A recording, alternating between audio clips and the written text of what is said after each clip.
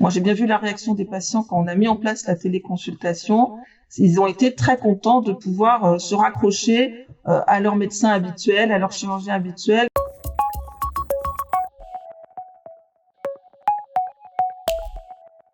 Eh bien, ça va assez bien, malgré toute cette désorganisation ambiante, ça va.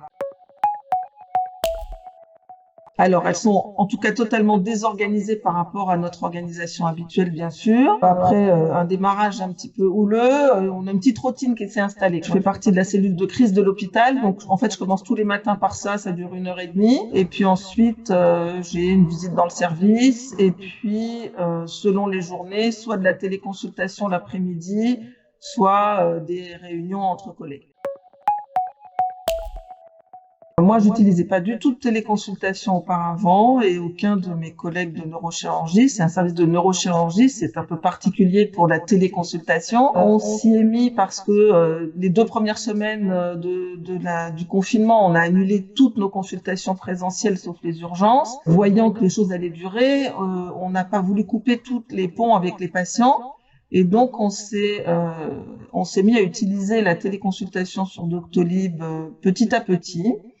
Et j'avoue que, bon, bien sûr, c'est très utile actuellement, mais du coup, j'en ai même trouvé des utilités pour plus tard. C'est un outil qui nous a bien aidé à maintenir le lien, à voir certains patients, à pouvoir discriminer les patients qu'on aurait besoin de voir sur place ou pas, et donc à ne pas les faire venir pour rien. Moi, je suis d'une spécialité où le Covid, on va dire, modifie notre quotidien, mais on ne prend pas directement en charge les patients pour ça. En revanche, on a des patients qui viennent pour des pathologies neurochirurgicales et qui se trouvent atteints du Covid. Donc, ça a été toute une réorganisation. Le fait, effectivement, d'essayer de préserver au maximum les patients pour ne pas les faire sortir s'ils n'en ont pas besoin, pour ne pas les faire venir dans un hôpital s'ils n'en ont pas besoin. Je pense que c'est très important, quel que soit l'outil qu'on utilise, que ce soit la téléconsultation, les consultations par téléphone, mais maintenir le lien avec ces patients, c'est très important. On voit que ça se prolonge et le fait de les avoir régulièrement, de pouvoir les rassurer. Moi, j'ai bien vu la réaction des patients quand on a mis en place la téléconsultation.